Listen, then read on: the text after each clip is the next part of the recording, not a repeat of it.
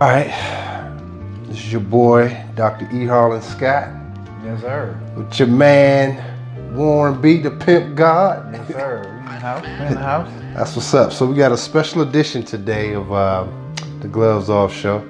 So we got a special guest here that's gonna break down some game, and we just gonna dive right into it. You ready? Yes, sir. Let's do it. So, with the current climate and everything that's going on, I know you've been watching some of the stuff with the black men, and the recent event of the gentleman in Minnesota getting kneeled on, basically killed. He was pronounced dead at the hospital. And you know, we out in the DMV, and you see some of these brothers. I showed you a few clips of these brothers, right? Just not being a little bit more aggressive toward police. So, you know, with all this going on, what do you think is actually happening right now, this present time? I'm like, you know, with this whole police brutality situation, it's like it's turning up. What do you think is going on right now? I always remember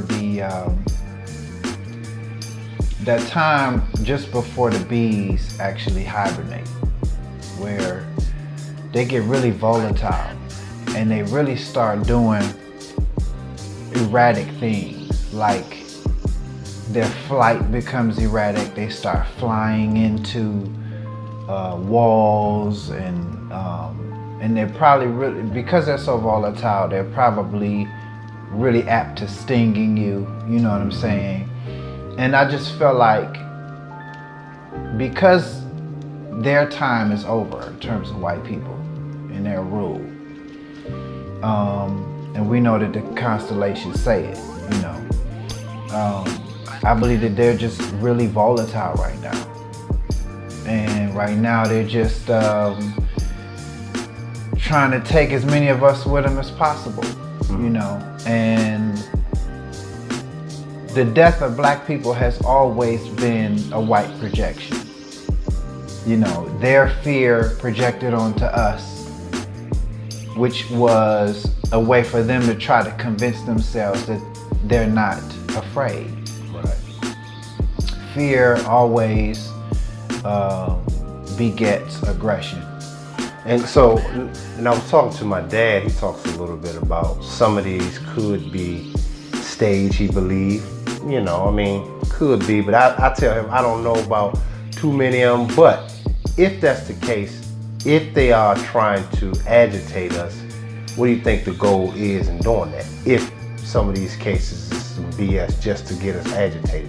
Well, it's just like anything. They start out with a narrative, and then they push that narrative because it's supposed to create a reaction.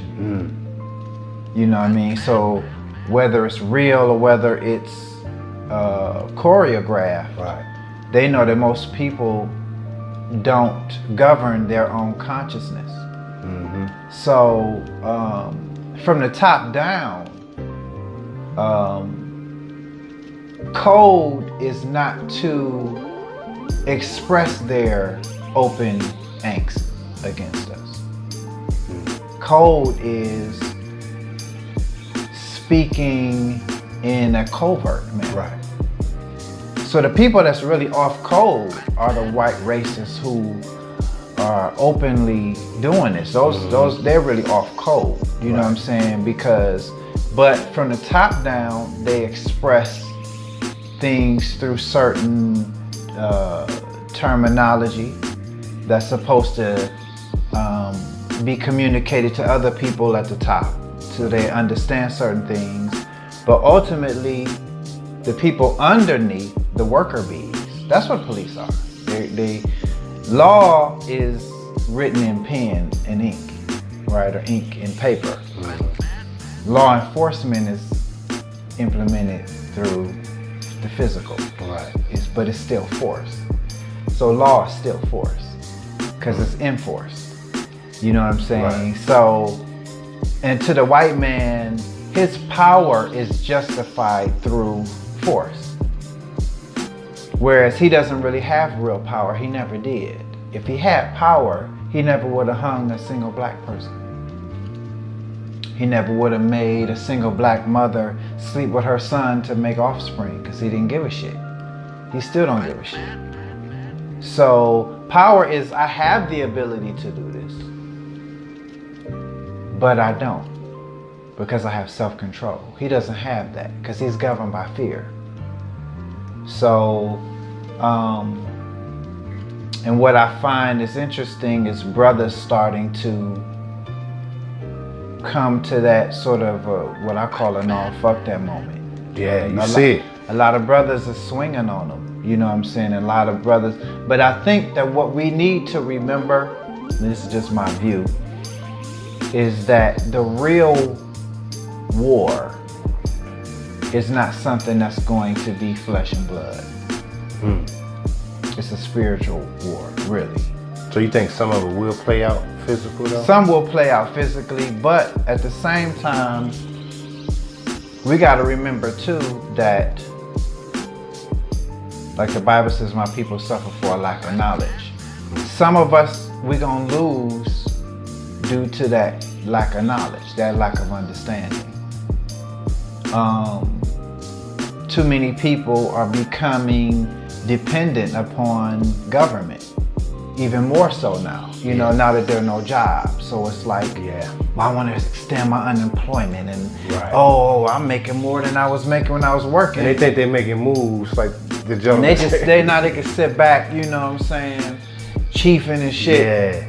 But the problem is, this is the time when you should be going into your kingdom and coming up with ideas, you know what I mean, to solve problems. So the new wave of wealth always comes out of economic downturns. You know what I mean? This is your opportunity to get wealthy and to be the next pioneer, the next icons. But if you relax, because, you know, your unemployment got extended, you know what I mean? It's just really a setup, you know what I mean? So I believe, and what's your thought on this too, is like, largely they're trying to get a lot of people comfortable with this base pay minimum wage. Once they implement everything. And so that kind of takes the drive out of you anyway. It takes the drive out of you. If your rent is paid, you can somewhere eat comfortably, and that's about it. It's like, it makes you docile. The nature of a man is the opposite of the nature of a woman. She's really counting on your ingenuity. You go out here and build something, nigga. But you chiefing and you lax, waiting for your next stimulus, Joe. Fuck a stimulus. The real pioneers ain't waiting for no stimulus. I never filed for that shit. I have residual income. I'm not thinking about, I don't give a fuck about that. I'm not talking about me over someone else. I see myself in every black man. Do something, you know what I mean? It's always something that could be done. You could start cutting grass. Okay, that's physical, but that could be parlayed. And before you know it, by summer's end, you got a crew of 4 dudes. You know what I mean? And you are not cutting grass. Started out with just you and a lawnmower and some edges, but now you got a crew. A little truck, pickup truck, and now they're making money while you are, maybe your thing is promotion. So now you're able to utilize social media and things to get more contracts. And before you know it, you got 2 crews covering a certain region.